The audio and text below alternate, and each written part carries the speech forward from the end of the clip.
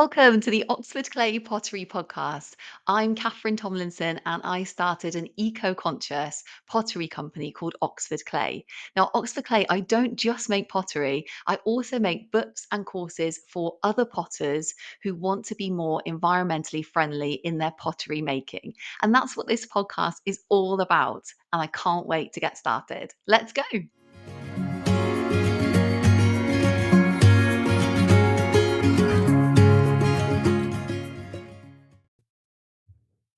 Hello, welcome back to the Oxford Clay Pottery Podcast. I'm your host, Catherine Tomlinson, and it's so nice to be back here with you. Thanks for joining me on today's episode. So, in today's episode, we're going to be talking about some little imperfections that can happen in your pottery, usually after you've fired it. So, these can be some of them kind of occurring at like the after it's been bisque fired and um, some of them kind of like manifest after the glaze firing, and they are like super annoying in your pottery because you might think like, oh, that means my pottery's ruined, or like I have to throw it away or something. And that is absolutely not the case. So I thought I would like, yeah, just do an episode and tell you about some things that regularly happen in my pottery, regular imperfections that happen a lot, and like what I do about them, and just so you can see like it's not like you don't have to like get rid of that pot if this thing happens. So um from an environmental point of view, I thought this would be like a really good episode to do because um like when clay's fired, like after it's been bisque fired or up to the glaze firing, um, that clay is like the molecular structure of it has changed. And so it means that like, we can't change that clay like back into wet clay. And so effectively, you've got this thing, you don't really want to be like throwing away the thing that you've made, especially as well, like you've put so much hard work into that thing. You don't, your pot, you don't want to like be, having to like get rid of it just because, there's something that weird that happened with the glaze or the other things we'll talk about. So yes, I thought like there are loads of things you can do to some really common things that happen, and it doesn't mean you have to throw away your pottery. So let's get started. I'm just checking I got all my pots with imperfections around me. So yeah, they're all here. Um, Okay, so let's talk about something that happens quite often when you've like after you've bisque fired a pot. So I throw mugs on the wheel, and this like I'm going to show you a mug that I've thrown on the wheel. It's basically just like a cylinder mug, very simple shape, and I basically I pull the handle, hand pull the handle, and the clay that I was using for this particular mug that I'm just holding up. It's basically just a kind of, it's quite a big mug. It's like the perfect size for a cup of tea, like, a nice big cup of tea. We want like a nice tea break. And so, this mug, when I was making it, I was like, oh, it's a perfect size. It's like I spent ages kind of shaping the handle, making the handle like, because, it's exactly the right like shape and stuff, like, for my hand and stuff. And this particular mug was made out of scraps from like slip casting clay basically. So I sort of collect all those up and I just like reclaim them. And it's not the best clay for kind of pulling handles. There's some clays are like they just work so much easier for like pulling handles, and this was like I don't know how to describe it, but basically they would quite often sort of break. It was quite hard to kind of stretch the handle without kind of putting too much stress on the clay, and then like kind of cracks would appear and stuff like that. So yeah, I did a few attempts and then I attached this handle because it was cracking when I was sort of bending it, so I was like bending it in shape and then letting it dry in its shape and stuff, and then attaching it then. And anyway, thought I got it right, thought it was all fine. No cracks appeared, when it was drying, it was all good. And then like at the bisque, after I opened the bisque kiln, I noticed that there were like hairline cracks where the handle was like joining onto the side of the mug. Annoying. It's like, no, they'd spent so long doing it. It was the perfect shape. The handle had taken me so many attempts.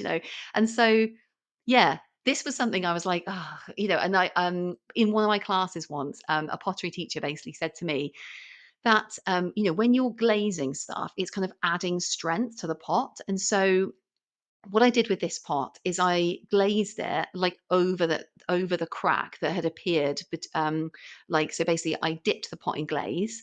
So the ins well the so basically I Let me start that again. I basically poured glaze on the inside of the pot, and then I dipped the pot in glaze just around the rim. So I kind of poured a very sort of shallow dish of glaze because I really love that effect of like having some parts of the pot like unglazed. So basically, I just glazed the rim, but I made sure that that glaze went over the crack.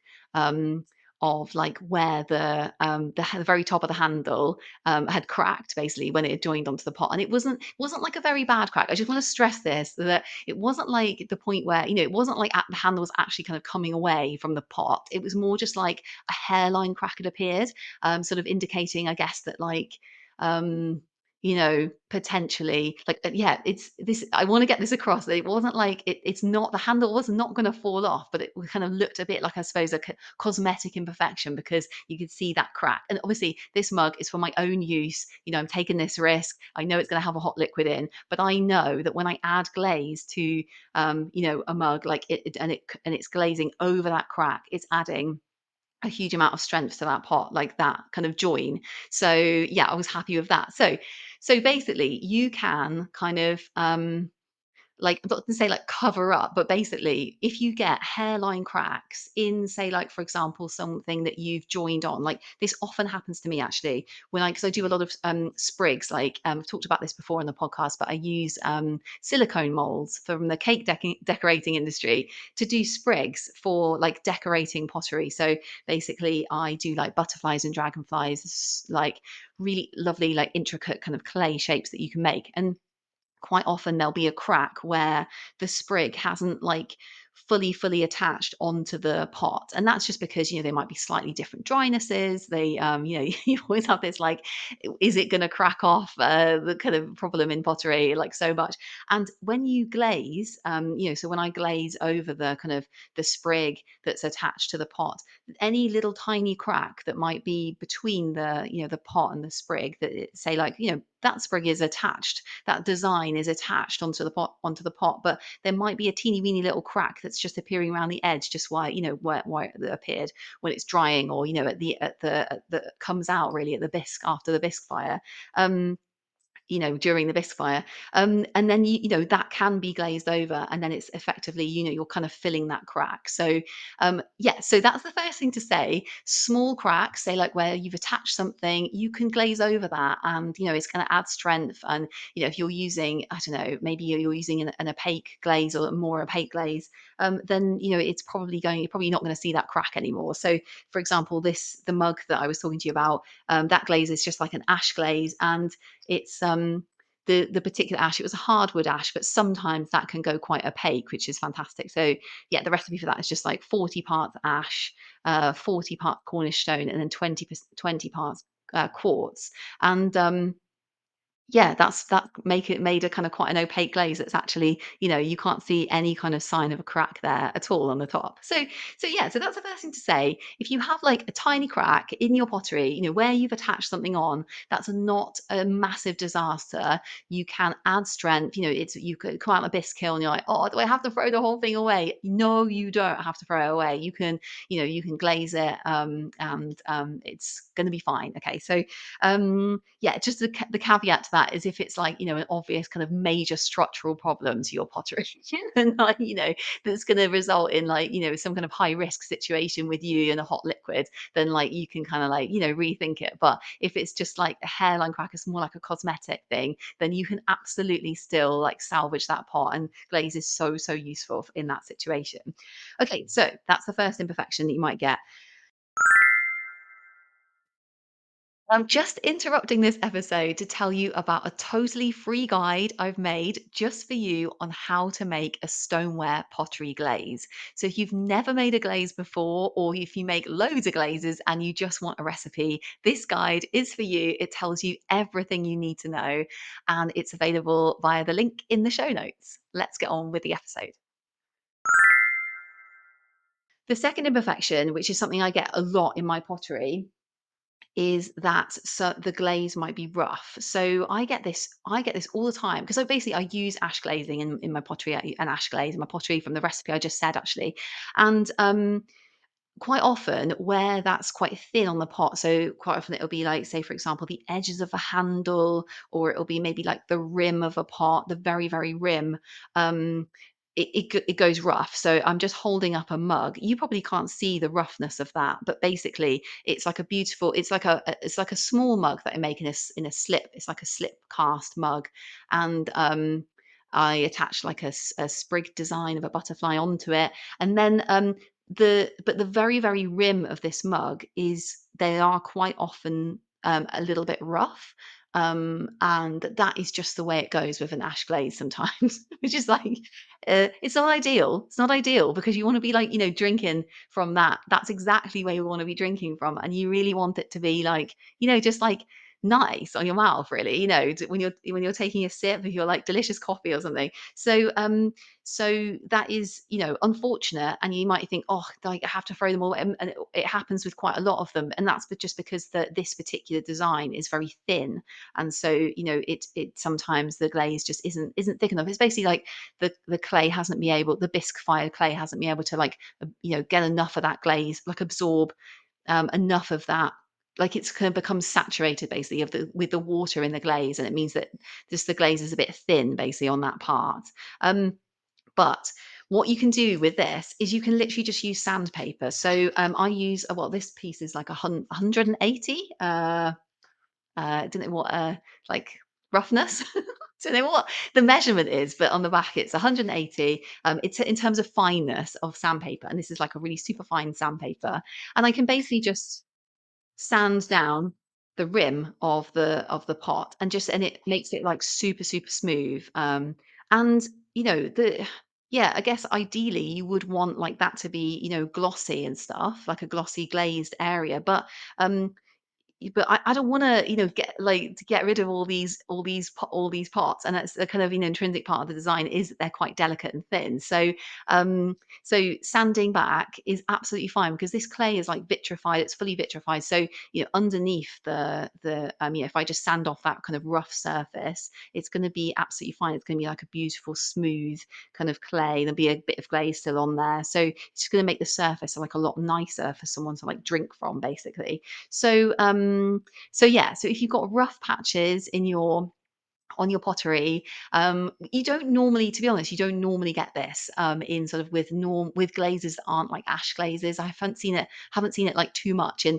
all the kind of glazes I've tested like over the years in terms of like normal base recipe glazes, which are kind of rocks and say some clays and stuff in the recipe. You don't normally get that. It's either like a matte glaze or it'll be like a shiny glaze, and then like you're not going to get like patches where it's probably considered like a glaze imperfection, I suppose, but because it's just not been thick enough. So yeah, but this does happen to me with with my ash glaze. So yeah, you can sand it back and it's absolutely fine, and you can just you can if you want to do it actually really quickly, you can just literally put this piece of sandpaper down on the flat surface like a table or something, and then you can just take the pot, and then you can just twist the rim of the pot onto that piece of sandpaper, and it will kind of do it all at once. Or you can just do it um, by hand, just sand it by hand, and you'll get like a beautiful like smooth surface. So yeah, don't throw that mug away if that happens to you. Just sand it a bit, and then you can still use it. Um, Okay, so that's the second imperfection you might have. And then, oh yes, this is a really common one, like it's number three as well, that often when you fire pottery in a kiln, you might get a tiny piece of the kiln shelf like sticking to the base of the pot. Now, this isn't where like the glaze is dripped down and it's actually like broken the pot off, because I've seen that I've seen that quite a lot. Say like the glaze is like extra runny. Sometimes it's just hard to anticipate like how runny that glaze is going to be. It's stuck your pot to the kiln shelf, or perhaps it's shattered the pot off the kiln shelf as the kiln has cooled down. I'm not really talking about that kind of imperfection, but like, I'm talking about, like, you sometimes get, because obviously you can salvage that pot as well, but those kind of problems with your pot are gonna be probably it's gonna probably take quite a big chunk out where it's, like, stuck to the kiln shelf. And just to say as well, just be so careful with, where bits where the glaze has run down the shelf and then say a pot has broken off or something, that 'cause they can be absolutely razor sharp. Like, I've cut myself a couple of times on, just pieces of glaze basically on kiln shelves. Like, if you're gonna chip that off as well to kind of, to kind of salvage your kiln shelf, just make sure you're wearing, like, goggles. And yeah, it can be, like, super, super dangerous because they're like shards of glass basically. So, like, but what I'm talking about in this bit is just like, where you get, like, little tiny, tiny pieces of the kiln shelf, and that's just because, say, you've got, like, backwash on the kiln shelf or something, and, you just quite often just get, like, a little bit of the kiln shelf, like a teeny weeny bit, teeny weeny speck, um, like, stuck to your pot. I don't know whether you can see, I don't think you can see that, but basically it's like a tiny little speck of white, basically. That's how I know it's, oh, that's a bit of the kiln shelf. Like, I'm talking about, like, a tiny, maybe if you took, like, 6 grains of sand, put them all together, that's the kind of area I'm talking about. Just a teeny tiny, tiny, sorry, you can't see on the video at all, but basically it's just like a tiny, tiny bit of kiln shelf stuck there. The problem with this is it can make it rough on the base of your pot. And obviously, like, then if you're putting it down, like, say, like, your beautiful polished wood kind of, I don't know, like, dresser or something, you don't want, that little tiny piece of rough kiln shelf, like, scratching your furniture and stuff like that. So again, the way you deal with this is you're just sanding it off with a piece of sandpaper, and ideally, fine sandpaper is really good because then it will just create that, like, beautiful fine surface on your pot. Um, just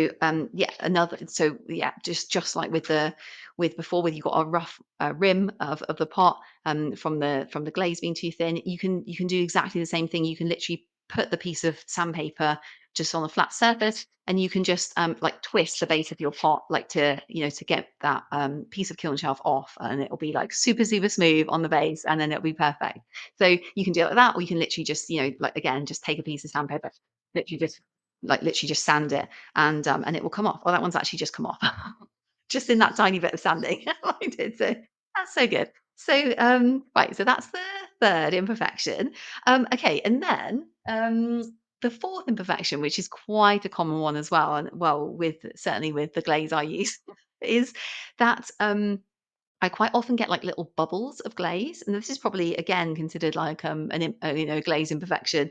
Like, I've got a particular vase which is like kind of, it's like a little kind of bud vase that I make, and, for some reason it quite often just gets, like, bubbles of glaze, on it, and oh, there's a little bubble. Again, like, these can be rough, so, again, you can't really see that on the video, but basically there it's like a little bubble of glaze, and it feels rough because what's happened is that bubble has kind of burst to the point where then it's created a kind of sharp edges, like, kind of thing, like sharp, um because, like, the bubbles burst and it's left this kind of shards shards of bubble. And I know, actually, I did read this in a book once about how to stop this, and it was saying, you can let it, it could be if some organic matter or something is burning out of the clay, and you can, and it creates a sort of kind of gas sort of situation where, like, then it's trying to get out of the pot, as the glaze is there. And you can do things like you can soak it more in the kiln, to kind of, let the bubbles come out, and then it cools down and stuff like that. But, mine isn't like troublesome. What I basically do is I just, again, take trusty piece of sandpaper, and then I just actually just sand the sharp bits off that bubble. And if you're using, like, a kind of coloured sandpaper, like this one's green, then you do sort of get like a green shade. You do kind of get a green dust sometimes. The green dust kind of comes off, and then it gets in the bubble. So you might need to kind of just give it a little wipe with a cloth or something like that. But you can effectively get rid of bubbles, smooth them out. I mean, you're going to still see that there was a kind of little bubble there, but the really good thing is it's no longer, like, sharp, and so it won't, like, it's kind of like safe, basically. So yeah, so that's something you can do if you have a little bubble, a few little bubbles on your glaze. So those are all kind of glaze firing imperfections. you don't have to throw your pot away or vase, your beautiful vase. You can just like sand them down. It's safe to touch. It's safe to like, be holding your vase. It's not going to like cut you and stuff. So, those sharp glassy edges.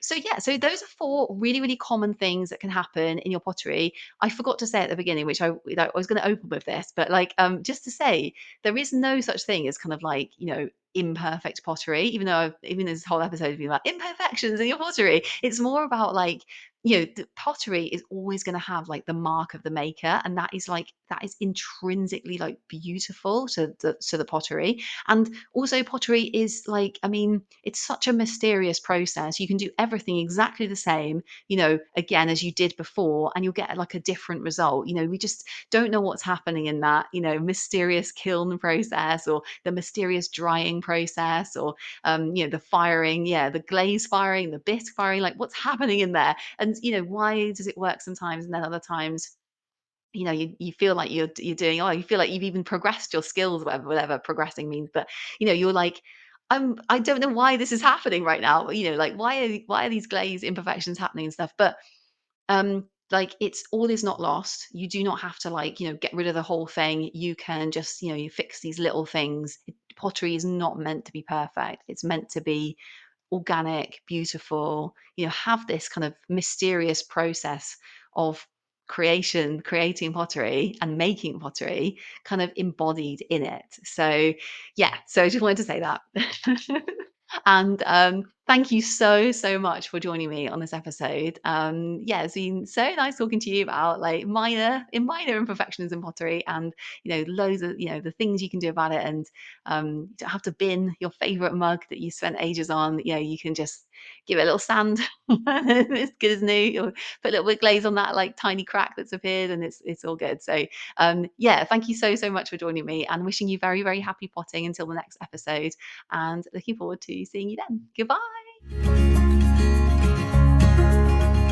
Thank you so much for joining me on that episode. And if you want to find out more about eco-friendly pottery, head over to the Oxford Clay website, which is www.oxfordclay.co.uk. Can't wait to see you there.